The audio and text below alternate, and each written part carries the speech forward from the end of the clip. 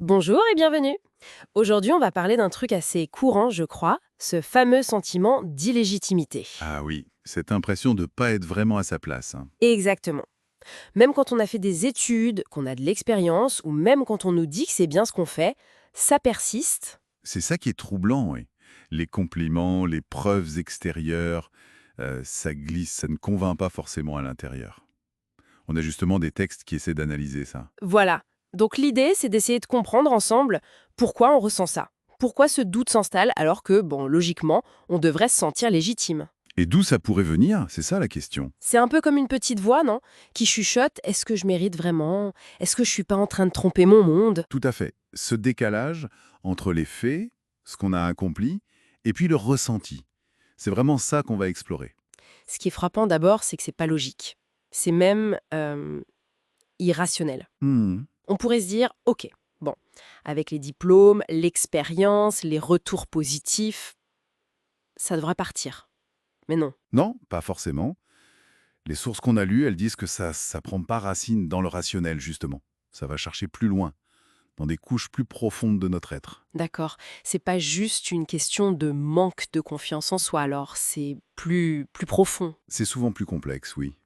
Ça peut être lié à des choses moins conscientes. Alors, allons voir ces couches plus profondes. Les textes parlent de croyances inconscientes. Celles qui viennent de l'enfance, peut-être. Oui, par exemple, des trucs comme «je ne suis pas assez bien» ou «il faut toujours prouver, toujours mériter sa place». Ah oui, des phrases qu'on a pu entendre ou intégrer sans s'en rendre compte. Exactement. Et ces croyances, elles agissent un peu comme des lunettes déformantes, quoi. Si on a intégré très tôt qu'il faut être parfait, par exemple, la moindre erreur peut réactiver cette peur et saper complètement le sentiment d'être à sa place. Je vois, c'est puissant. Et il y a une autre idée assez intrigante, je trouve, les loyautés invisibles. Oui, ça c'est fascinant. Envers la famille, la lignée, comment ça marche ça? L'idée c'est qu'on serait inconsciemment fidèle à notre histoire familiale. Peut-être à des ancêtres qui se sont tus, qui ont échoué ou qui n'ont jamais osé. D'accord, Imagine, euh, dans une famille, on valorise pas l'ambition. Ou peut-être que réussir a été associé à un drame, à une perte. oui. Eh bien, un descendant, sans le savoir, pourrait se sentir coupable de réussir, ou illégitime à vouloir plus, comme s'il trahissait quelque chose, une sorte de règle non dite. Waouh. Une fidélité qui nous freine sans qu'on le sache, c'est vertigineux comme perspective. Ça l'est, et ça demande un peu d'introspection pour voir si ça résonne. Bien sûr. Il y a aussi les expériences passées, plus directes. Oui, tout à fait.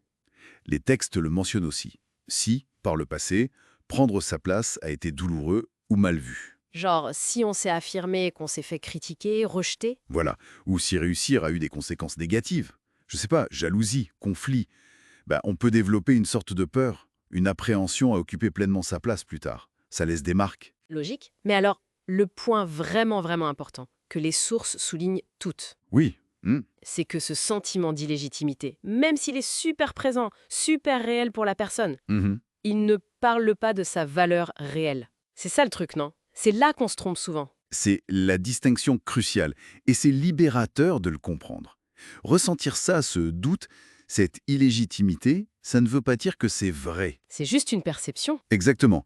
C'est une perception, une sorte de filtre mental construit par toutes ces choses, les croyances, les loyautés, les blessures peut-être, mais ce n'est pas un jugement objectif sur nos compétences ou sur notre droit d'être là. Ok, donc pour résumer un peu, ce sentiment qui peut vraiment nous pourrir la vie parfois, Oui, il n'est pas rationnel. Il vient pas de nulle part.